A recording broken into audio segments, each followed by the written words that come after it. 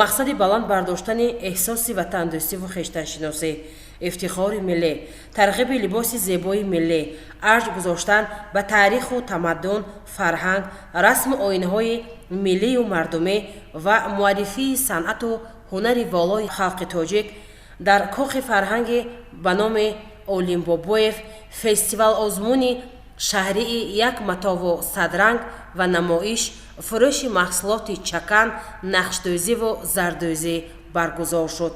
Сараввал муовини раиси шаҳри Панҷакен Парвина Нақибӣ аз ҳунари дастии ҳунармандон, тарроҳон, чакандӯзон, навқаламон, дизайнерон ки ба маърази тамошо гузошта шуда буданд дидан намуд.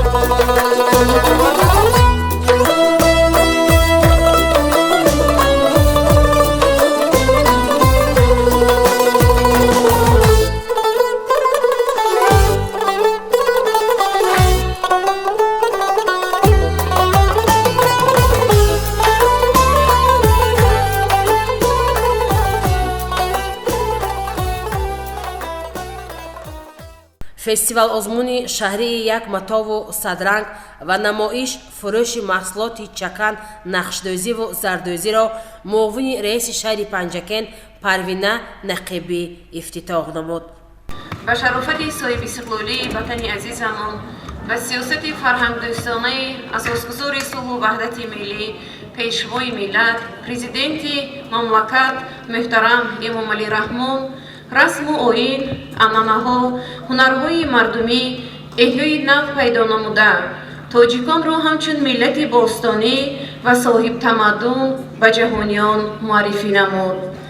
дар асоси амри президенти ҷумҳурии Тоҷикистон аз 2 январи соли 2026 таҳти рақами 952 оид ба ҷадвали баргузории ҷашну солгард, фестивалу намоиш, иду озмунҳои фарҳангию маърифатӣ ва ҳунарҳои мардумӣ дар ҷумҳурии Тоҷикистон барои соли 2026 дар шаҳри Панҷакен фестивал-озмуни шаҳрии як матову садранг баргузор шуда истодааст. мақсади асосии баргузории фестивал-озмун баланд бардоштани эҳсоси ватандӯстиву хештаншиносӣ, ифтихори миллӣ, тарғиби либоси зебои миллӣ, арҷ гузоштан ба таъриху тамаддун, фарҳанг, расму оинҳои миллию мардумӣ ва муаррифии санъату ҳунари волои халқи тоҷик ба ҳисоб меравад. ҳозирини гиромӣ, боиси ифтихор ва сарфарозии мост ки пешвои муаззами миллат дар паёми имсолаи худ ба Маҷлиси Олии Ҷумҳурии Тоҷикистон чунин ироа намуданд: шаҳри Панҷакен ҳамчун шаҳри ҷаҳонии ҳунарҳои дастӣ барои сӯзанидӯзӣ аз ҷониби ЮНЕСКО қабул шуд. дар воқеъ миллати тоҷик дорои ҳунарҳои гуногуни мардумист ки дар шебу фарози таърихӣ бо заҳмату талоши ҳунармандонаш рушду такмил ёфта то ба имрӯз омада расидааст. лозим ба ёдоварист ки дар даврони соҳибистиқлолии кишвар пешвои миллат ба эҳёи ҳунарҳои мардумӣ, ташвиқу тарғиби либоси миллӣ таваҷҷӯҳи хоса зоҳир менамоянд. имрӯз мехоҳам дар бораи яке аз унсурҳои муҳими ҳуввияти миллӣ, фарҳанги либоси миллӣ ибрози назар намоям. либоси миллӣ танҳо як нави пӯшиш нест, балки падидаи иҷтимоӣ фарҳангӣ мебошад, ки таърих, арзишҳо, ҷаҳонбинӣ ва завқии эстетикии миллатро таҷассум мекунад. либоси миллӣ яке аз нишонаҳои асосии фарҳангу тамаддун, таҷассумгари расму оин, нишони зебоипарастӣ ва ифтихори миллат мебошад. لباس ملی یادگاری از گذشتگان بوده، از دوره‌های قدیم تا به امروز زیبایی و نزاکت و نفاست خود را گم نکرده است و من بعد نیز از بین نخواهد رفت. تاریخ گواه است که زنان مادران شرفمند تاجیک در همه دور و زمان پاسدار آیین عنعنه‌های مقدس ملت بوده، در حفظ و نگاهداشت فرهنگ اجدادی موقع نظررس دارند. متاسفانه امروزها در جامعه بعضی از زنان و دختران به فرهنگ بیگانه تقلید نموده، لباسهای به فرهنگ ملی تاجیک بیگانه را به بر میکنند که چنین رفتار آنها قابل قبول نمی باشد، چونکه مردم ما را در نوبت اول از روی پوشیدن لباس میشناسند. از این رو ما زنان و بانوان باید به تقلیدکاری و بیگانه پرستی راه ندهیم، چونکه ملت تاجیک عنصرهای ملی خود را خاص می باشد و برابر نمودن لباس ملی از کس مهارت و معرفت و فرهنگ خاص را طلب می نماید. تطبیق برنامه و قرارهای حکومت جمهوری تاجیکستان، مقامات محلی، حکومت دولتی جهت احیای هنرهای مردمی روی آوردن به لباس ملی تاجیکی از جمله چکن تدبیرهای مهم در سمت خودشناسی ملی به شمار می رود، چونکه در زمان معاصر جهانی شوی دارای مناسبت‌های بین المللی و میدان روابط فرهنگی را فراخ نموده است که این روند ضرورت احیای عنعنه‌های فرهنگی ملی و بهداشت اصالت آنها را تقاضا می نماید. با نظر داشت اهمیت و جایگاه مخصوص انواع گوناگون هنرهای مردمی در رشد فرهنگ معاصر، احیای یکی از سمت‌های ترکیبی آن که صنعت گلدوزی، کشیده‌دوزی به شمار می رود، ترغیب و تشویق آموزش نازکی‌های این صنعت قدیمه نیاگان باید رونق داده شوند. صنعت گلدوزی در اثرهای باستانشناسان، فیلسوفان، ادیبان، صنعتشناسان و کل ساحه علم انعکاس خود را یافته است.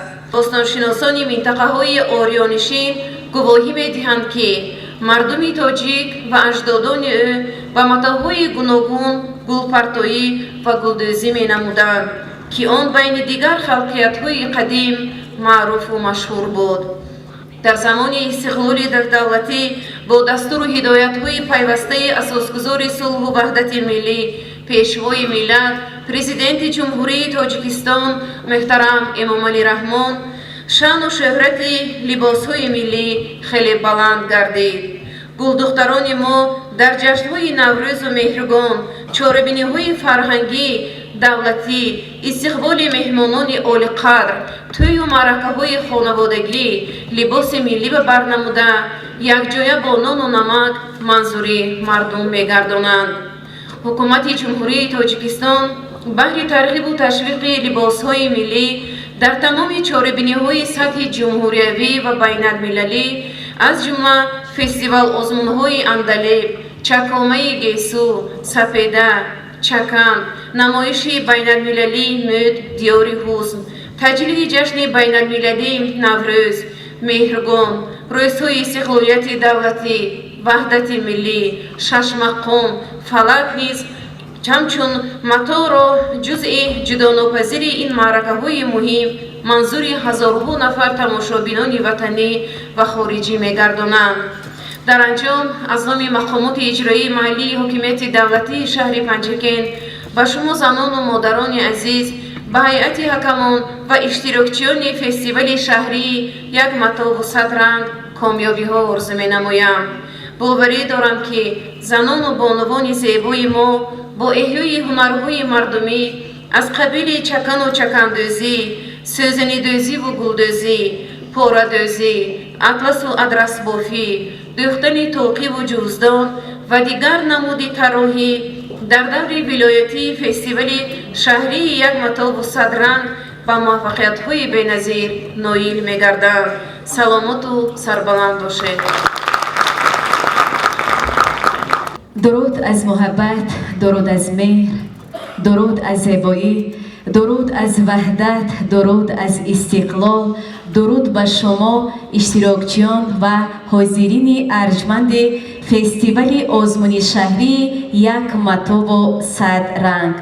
حضور یکایک شما را در این بارگاه هنر به فستیوال آزمون شهری یک مطاب و صد رنگ صمیمانه خیرمقدم میگوییم. اوید به مقصد و محتوای فستیوال امروزه معاون رئیس شهر پنجکن در برآمد خود قید کردند. من به شما حالا شرط‌های فستیوال را معرفی میکنم. فستیوال آزمون از روی 8 نامیناسیا طبق طلبات زیرین صورت میگیرد. یکم نمایش لباس قدیمه محل، دوم نمایش لباس روزمره، سوم نمایش لباس مراسمی و عیدانه، چهارم نمایش لباس‌های رسمی، پنجم نمایش بهترین لباس اطلس و ادرس، ششم نمایش نوع‌های گوناگون سوزنی‌دوزی، گلدوزی، زردوزی، قراقدوزی، پاره‌دوزی، چیتگری، اطلس و ادرس، شاهی، گلبست و علاچه، گردی، تاقی و جارو، شیراز و ریسمان بافی. هفتم بهترین قلمکش، هشتم بهترین نوار ویدیویی در حجم 3 دقیقه. در امروزه فستیوال هنرمندان اشتراک می نمایند که حالا شما را آشنا می سازیم. عبدالرحمانова مولوده هنرمند، ایسوقова مطلوبه، جلالова ساجیده، زیاداللهова گلندام، رحیمова صابیره، нарзулоева дилором, бобоева насиба, сангинова бахтинисо, ҷалолова мавзона, сироҷиддинова маҳбуба, бобоева саломат, ғаниева хайринисо, нарзулоева ситорабону ва бурҳонова шаҳло. من باوری کامل دارم که هر یک هنرمند امروز هنری نیاگان خود را که در لباس‌های زیبا و شینم آماده کرده است به نمایش می‌گذارد و به هر یک اشتراکچی فستیوال امروزه برای اشتراک برای رو کامیابی می‌خواهیم. خیلی که می‌دانید هر یک فستیوال هیئتی حکمان، هیئتی داوران را دارد. من حالا شما را آشنا می‌سازم با هیئت حکمان فستیوال امروزه. معاون رئیس شهر پنجکن محترم پروینه نقیبی رئیس حکمان، اعضایان زمانی همزیره مدیر شعبه کار با زنان و عائله مقامات اجرایی محلی حاکمیت دولتی شهر پنجکن، امینова مطلوبه دارنده مدال خدمت شایسته جمهوری تاجیکستان هنرمند، زمانیان نگاره سردار ریاست اگنتی شغل اهالی مهنت و اسویوا دلفوزه حقوقشناس. میگذاریم به فستیوال شهری امروزه. حالا نمایش لباس‌های قدیمه را به شما پیشکش میکنیم. مرحمت دستگیری میکنیم هنرمندان و اشتراکچیان را.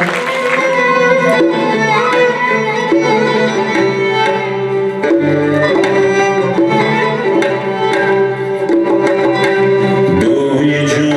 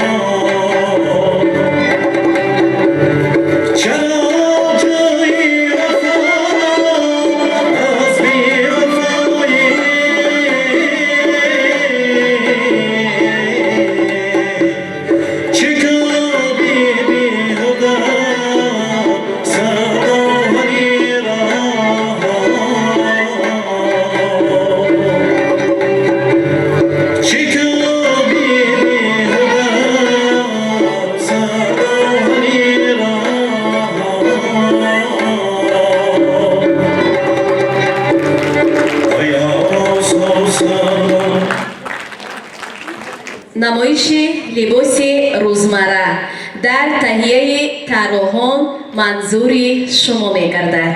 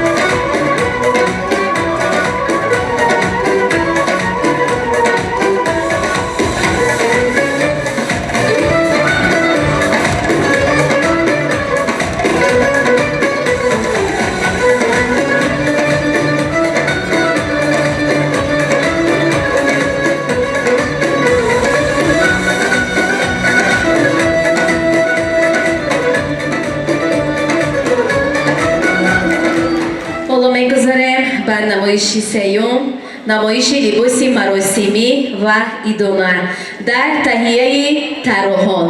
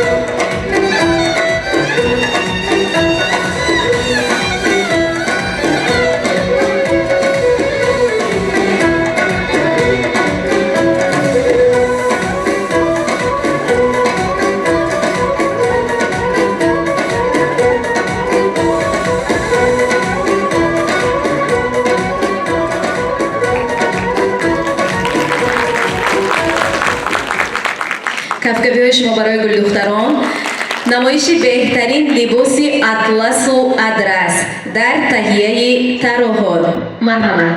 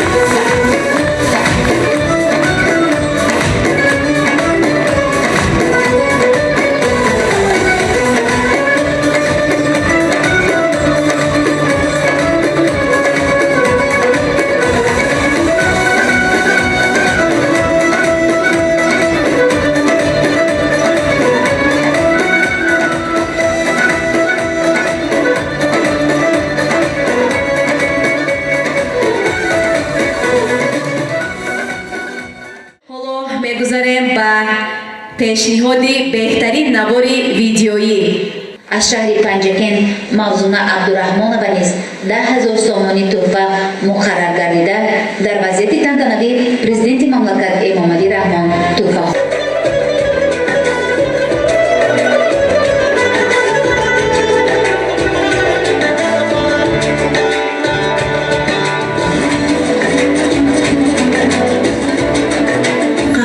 دیگری برنامه ما بی‌صابره رحیمова در محله زردالوزاری شهر پنجکه زندگی می‌کند. این زن هنرمند هنوز از سن 12 سالگی یعنی از نورسی با نمودهای زیادی هنر آشنایی داشت، زیرا مادرش هنرمند بود و بی‌صابره را نیز هنرمند نمود. در اول او جهک یعنی شیرازه می‌گفت و گل‌های زیبا و رنگارنگ آن برای سوزنی‌دوزی منبر زمینه گشتند.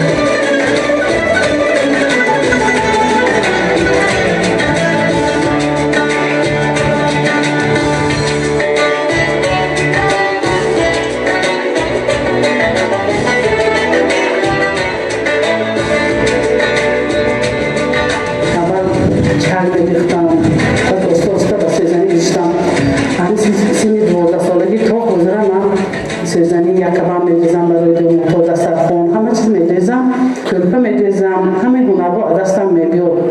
یکبان می‌ریزم، من سوزنی می‌ریزم، چوب می‌ریزم. با من رحمتی کلام پرزیدنت مبارکی من با دستگیری اون کس من همه در روی هنر کشودم.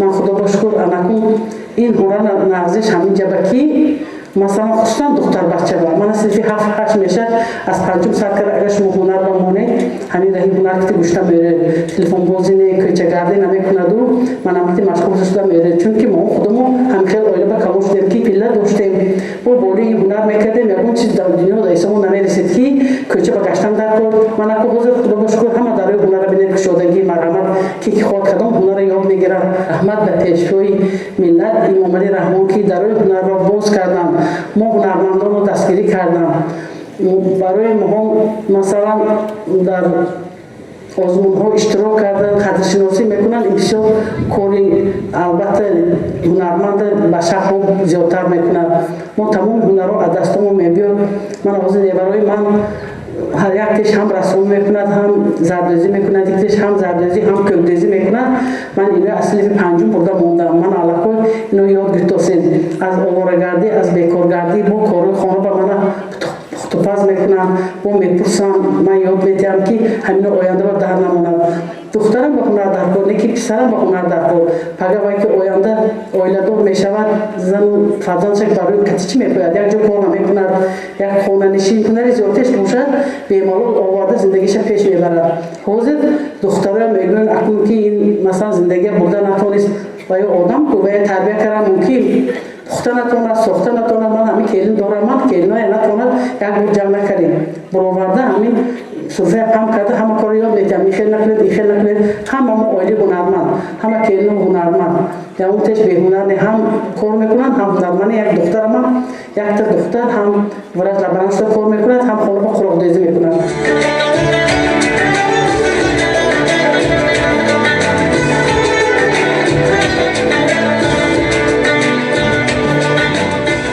ولی این هنرمند صاحب تجربه شاگردانی زیاد دارد که از مهارت و ملکه او بهره برداشته امروز خودشان نیز استاد گشتند. اصلا هنر ماندگار همان است که شاگردان دوام دهنده هنر استادشان گشته برای پا برجا ماندن آن میکوشند. بی‌صابره رحیمova امروز در نفقه است و سنش نزدیک به 70 است لیکن او غیرت دوچند دارد تا این هنر قدیمه را تا دوری ها معرفی سازد و در جاودانه ماندن نقش و نگار ملی سهم خود را گذارد.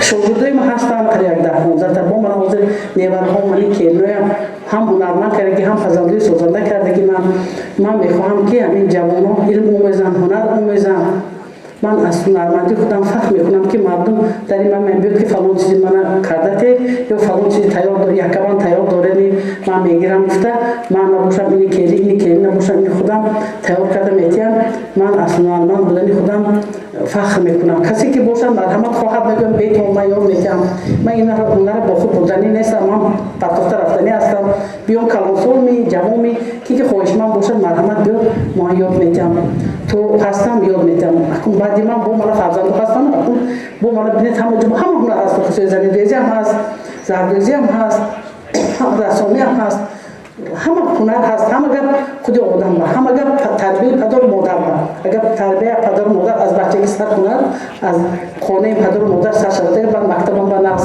мерӯяд ана ҳунаре ки ёд гирифт ба кӯча намебарад фақат ишта корша мекунад худша кушоя кар кӯча ба намегирад ту хона бимешинад чиба ки ҳама меҳнаш ҳунараш ба мемонад я мана бачаҳо баъзан савол метиҳанд ки бивӣ шумо дар дилтон намезанад мегӯм ки не ман зиқам намешам дилам ба намезанад диламам намезанад чунки ман худари худама дӯст медорам ин болуи соҳибҳунар дар ҳар як нақши сӯзании дӯхтааш гулҳои зебои диёраш ҷилои рангҳои манзараи кӯҳсори водии зарафшонро бо тамоми обу ранги миллӣ тасвир мекунад.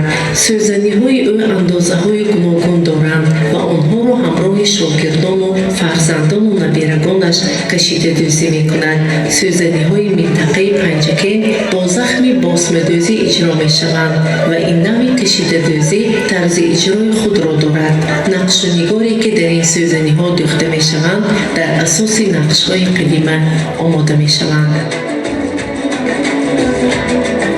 на то меҳнати 5-6 моҳа медӯзам барое ки сифаташ хушрӯй будо чокое ки ман медӯзам ҳамеш босмадӯзӣ мебошад донадӯзӣ акун мегӯем босмадӯзӣ ҳар тарафа дӯхташ ҳар хел масалан мамон босмадӯзӣ мекунем ман аз ин аз сӯзанидӯзӣ фахр мекунам чунки мо тоҷикистона бо ҳамин сӯзаниҳо ҳама мешиносад чунки ин сӯзанидӯзии мо аз дигар сӯзаниҳо фарқ мекунад мана има фармоиш ки додам ман фармоиш ба сар мекунам гуфтаги вақто шумо путкара метиҳам 5500 солаги сарад ва мо бисёр тӯҳфаҳо дӯхтем аз ҳама чиз тайёр кардем аз ҳама чизо дар унҷо ороиш дода дар сар аз чизои мо мана тӯпиҳо чоко дастархонаи майдаи эрониҳо гирифтан барои 7 на болошо мондан ҳама чизои мо медӯхтагӣ мекардагӣ ҳамеш бо вақташ киди навбатишти мерӯяд ё ин ки масалан якабанд мана чока фармоиш метиҳам мекунем фармоиш набошад дар то соат омада пули нақд бигирта мерӯем аз давлатҳои дигар хориҷиҳо ки мебиём омада аз чизои мо харидорӣ мекунам махсусан аз ӯзбекистонам омадан ки монба манамхи чиз дар ку гуфта фармоиш додам мон кардем гита рафтам нархи маъқул афтидагиш ба омадан як бор дида рафтан дуюм бор омада гирифта рафтан ё ки мона мегӯям ки ҳамин дӯхта монба биёред мо мегирем масалан костюми занона ё мани ино барое ки мо донадӯзӣ метезем барои ҳамин мо ҳунармандон аз як чиз сарфароз ҳастем ки моро аз президенти кишварамон Эмомалӣ Раҳмон аз андоз озод кардан мо бениҳоят хурсанд ҳастем чунки чизи тайёр мекардагиам ма бурда бозор ба нархи мехостагион ба нархи мувофиқ ба мефурӯшем ё ки масалан агар каму зиёд бошад мо метем чунки ҳунари мо дастамон мебуд бо кардан мегирем бурда бозорҳо мефурӯшем мо аналог озод дар хонаам дӯзем омада мефурӯшем омада мебарам мо налог намесупурем ҳазор раҳмат президент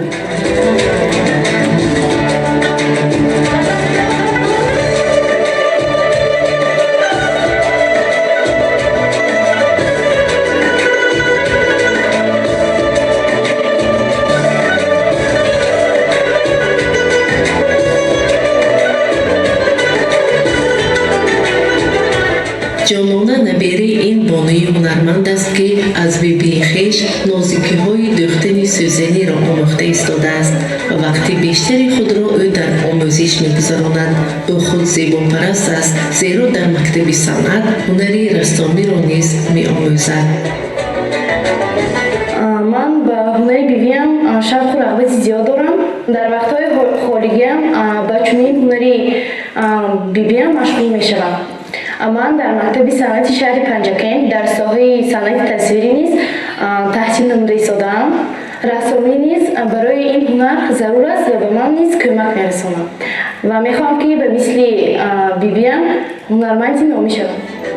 به هر یک نقش نگاری سوزنی های این بانوی هنر می نگریم به اختیار رنگ های زندگی را مشاهده می کنیم که با رشته های رنگ و رنگ دوخته شده بیانگری صبح و شام و مبارزه های نیروهای بدی و نیکی گردش خیر و شر در روی عالم است.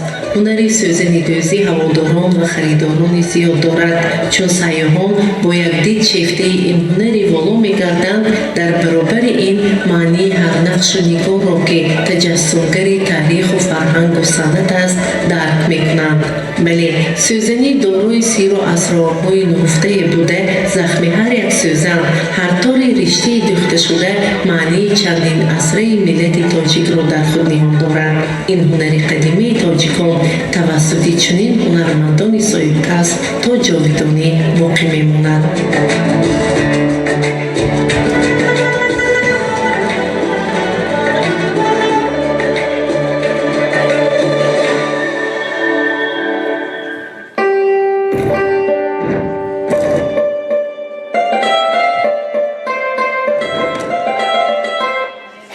آنهای مردم پنجگین به سوزنی هیچ است. موضوع جلال سوزنی ریزی مهری پنجگین است. همان جایی که سال گذشته شهری جهانی سوزنی ریزی اعلان شد، او میگه در خانواده‌اش 5 نسل پی در پی سوزنی ریز بودند و این هنر همان از مادر و دختر چون کنج اجدادی میگذرد. وقتی که مادرم شب و فارغ از کار خانه و دختر از عالم هنر سوزنی مشغول بودم، من از دید نگاه از نگاهی که اون کس چه خطور میزنن چه خطی میکشه از همین نگاه کردم و آموزش همین هنر سوزنی را از مادرم یاد گرفتم.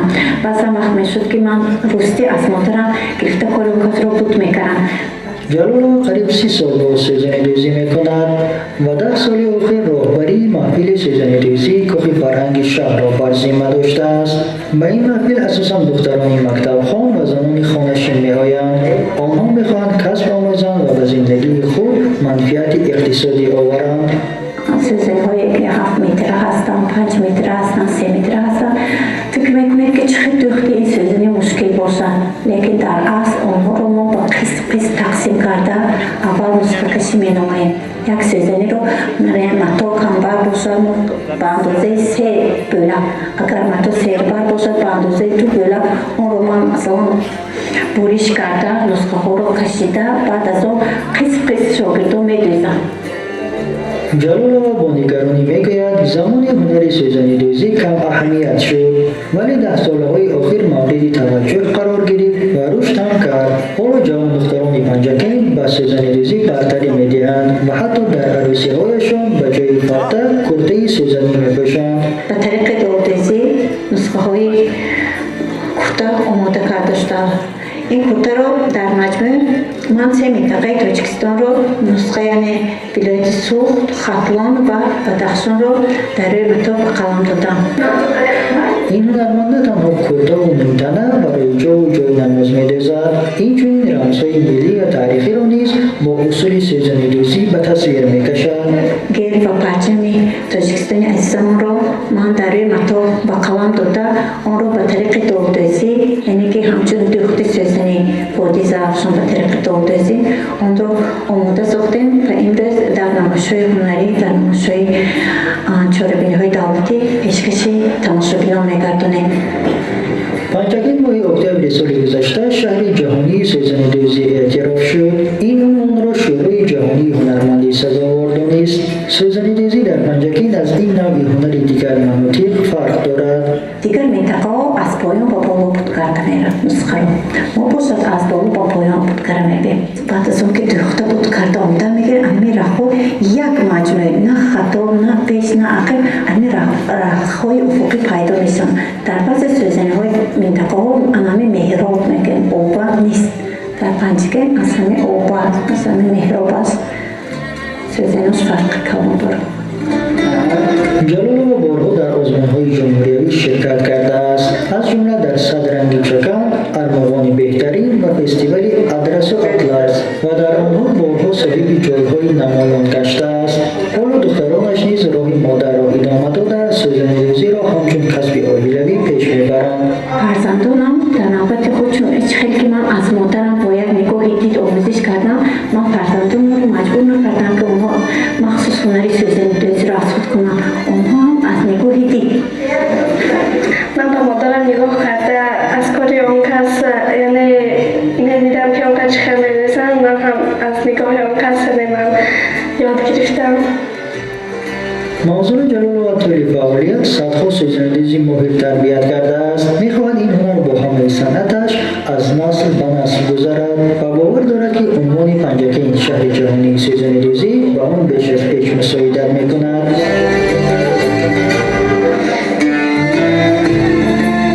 مهرآفرین نجیبی، شهر پنجکین، از پلیوس.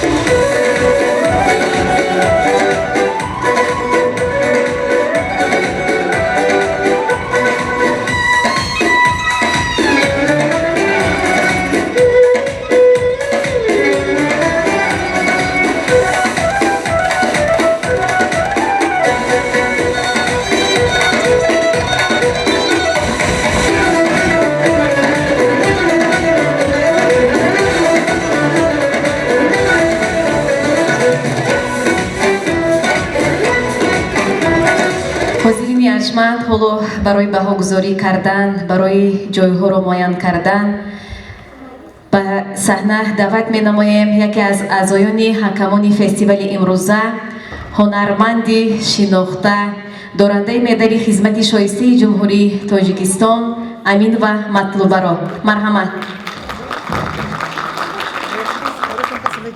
السلام علیکم مهمانان عزیز. در امروز بزم بسیار زیبای بخاری همه شمایان را تبریک میگویم. بسیار خوشنود است که ما امروز احیای هنرهای مردمی، لباسهای ملی را در این جشنواره از نظر گذراندیم. اعضای حکمان دیدیم، بسیار خرسند شدیم که هنرهای مردمی در پنجکین باستان باز از صد نو احیا گشته ایستاده است. این هنر خیلی قدیمی تاجیکان است که ما در عرفه عید نوروز این محفل را در این کاخ بزرگ به مرزی تماشا ماندن، تماشا کردیم، دیدیم لباس‌های بهترین، لباس‌های زیبا، طراحان زحمت بسیار کشیدند، رنگارنگی گل‌ها با همدیگر موافق آمدن نقش‌ها رو خیلی خوب براه ماندند.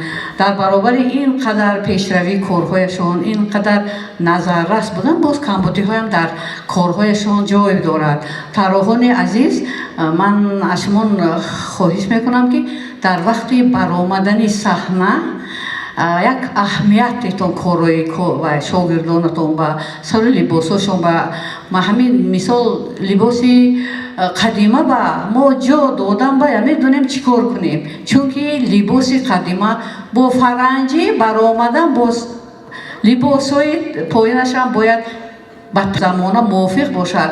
وقتی که فرنجه لبر میکنن باید محسی کلوش باشد، لباسی ملی باشد، اطلس یا ادرس باشد، همراهی فرنجی. این ما چند نفر دخترکان بسیار زیبا برآمدن که پوچه شما بستانشگاه لباس هایی که مثال پاجامه داره شیرازی نداره یا رومالای ملی تاجیکی موی هایشان سردادگی انعنه ملی تاجیکی موی های بافیده باشد. لباس همین لباس تاجیکانه میپوشید همه وقت شیرازی داشته باشد. به شیرازی و پوشیدن تو هیچ چیز برای همین هم همه چیزها با آینده اهمیت هم و اینوبت گیرن که در وقتی همین لباس ها رو به نمایش گذاشتن همه جهت اهمیت هم گوشواره های قدیمانه باشد. قدیمانه باشدم که زمانوی باشدم طرحی قدیمه داشته باشد. رویمال به طریق خیلی زیبا باشد باشند و همین چیزها با اهمیتتان. وقتی که لباس های روزمره میگوییم لباس های روزمره بیان انعنه های ملی تاجیکی کم دیده میشد. برای همین هم اعضاهای حکمان تحلیل کرده برآمده به یک خلاصه داده و جایهای سزاوار رو و همه طرحان تقسیم کرده برآمدن. من خوش میکنم که معلمه به صحنه برایم و آن چیزی که با این طرحان لایق دیدن اعضای حکمان سپاریم.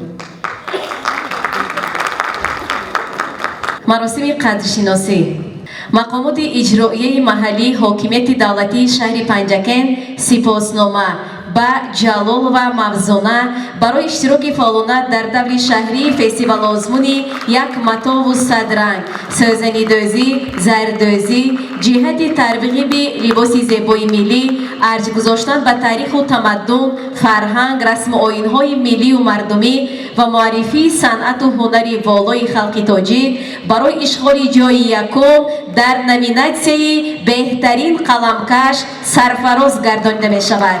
رئیس شهر عبدالخالق خالقزاده.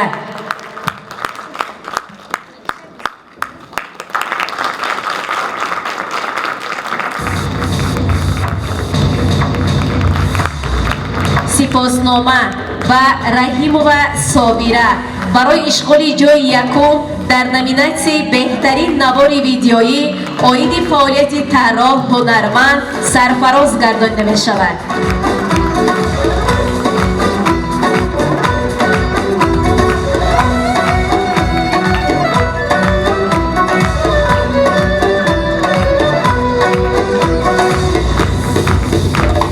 سپاسنامه به غنی و خیرینیسا برای اشغال جای یکم در نامیناسیون نمایش نوهای گوناگون سوزنی دوزی، گلدوزی، زردوزی، خوراکدوزی، پاره‌دوزی، چیتگری، شاهی، اطلس و ادرس، گلبست و علاچه و گردی سرفراز گردانیده می شود.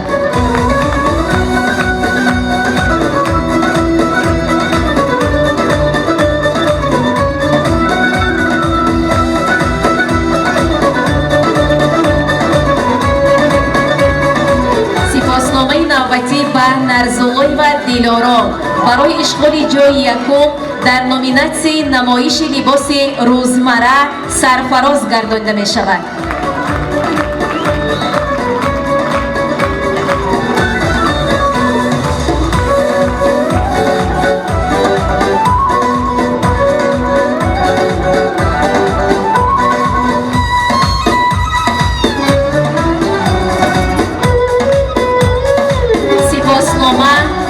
جلال و ساجده برای اشغال جای یکم در نامیناسیون نمایش بهترین لباس ملی اطلس و ادرس سرفراز گردانیده می شود. کفگویی میکنیم برای هنرمندان.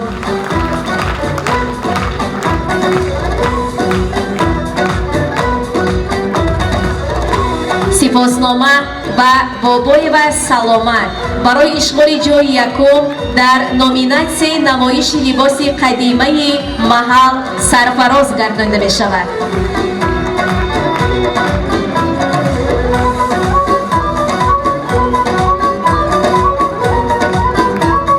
سپاسنامه به سنگین و بختی نیسا برای اشغال جای یکم در نامیناسیون نمایش لباس رسمی سرفراز گردانیده می شود.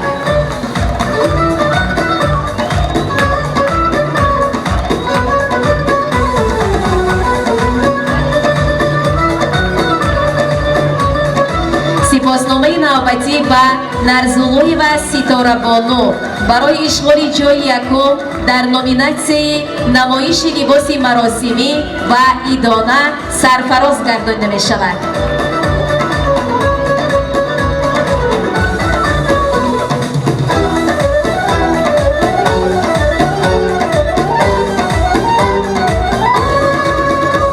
сипосномаи навбатӣ ба Бурҳонова Шаҳло барои ишғоли ҷойи дуюм дар номинатсияи намоиши навъҳои гуногуни сӯзанидӯзӣ, гулдӯзӣ, зардӯзӣ, қуроғдӯзӣ, порадӯзӣ, читгарӣ, шоҳӣ, атласу адрас, гулбасту алоча ва гардӣ сарфароз гардонида мешавад.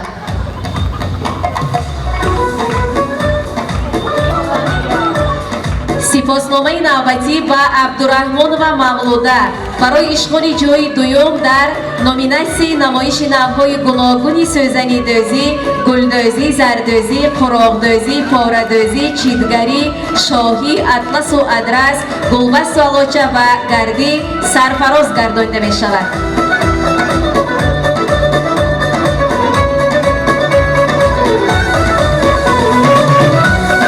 сипосномаи навбатӣ ба Зиёдуллоева Гуландон барои ишғоли ҷойи дуюм дар номинатсияи намоиши либоси маросимӣ ва идона сарфароз гардонида мешавад.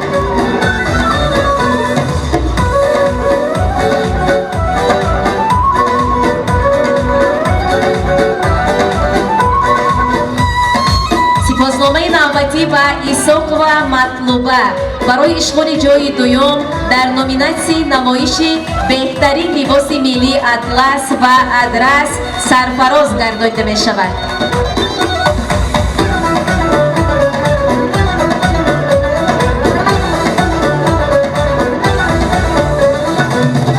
сипосномаи навбатӣ ба Мардонзода Матлуба барои ишғоли ҷойи дуюм дар номинатсияи намоиши либоси расмӣ сарфароз гардонида мешавад.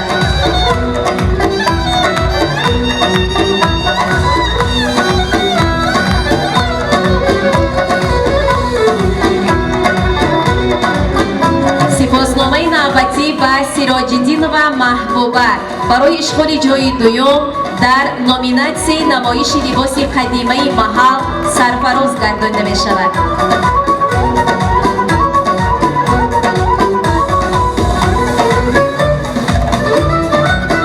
сипосномаи навбатӣ ба Бобоева Насиба барои ишғоли ҷойи дуюм дар номинатсияи беҳтарин қаламкаш сарфароз гардонида мешавад.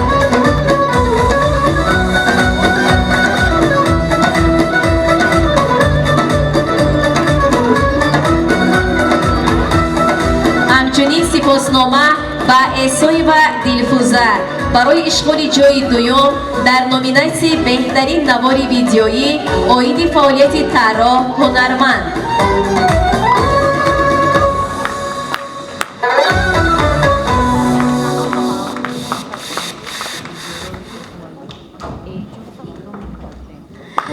сипосномаи навбатӣ ба Абдуллозода Парвина барои ишғоли ҷойи сеюм дар номинатсияи намоиши либоси маросимӣ ва идона сарфароз гардонида мешавад.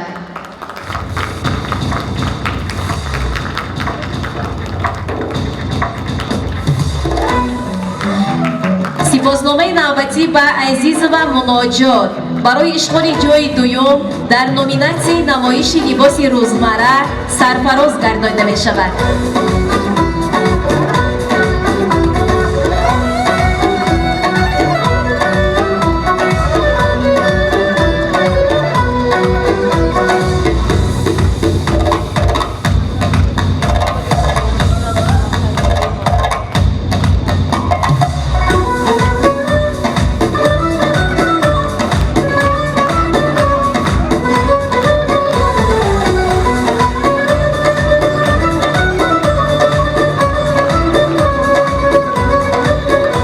برادران و بانوان عزیز азиз муҳтарам иштирокчиёни озмун, аввалан ҳаминҷо омада иштирок намудан худ қаҳрамониро нишон медиҳад. Озмун аст, лекин мо ҳам хеле кӯшиш мекунем ки ҳама ба ҷои беҳтарин натем.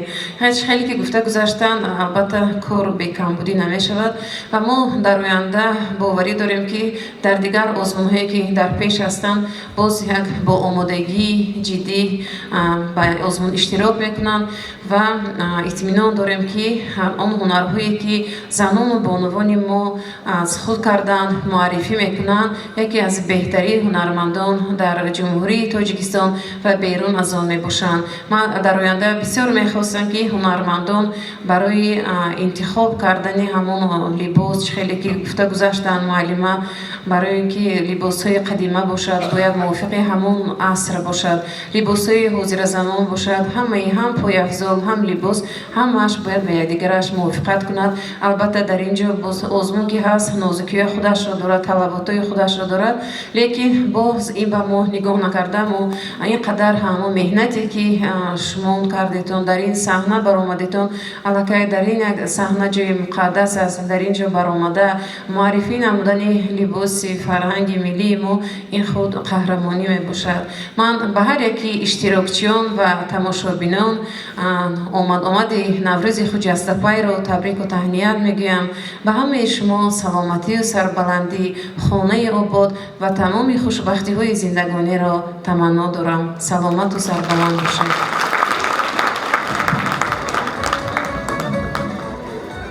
бори дигар барои иштирокатон ташаккури зиёд. То фестивалҳои оянда саломату сарбаланд бошед.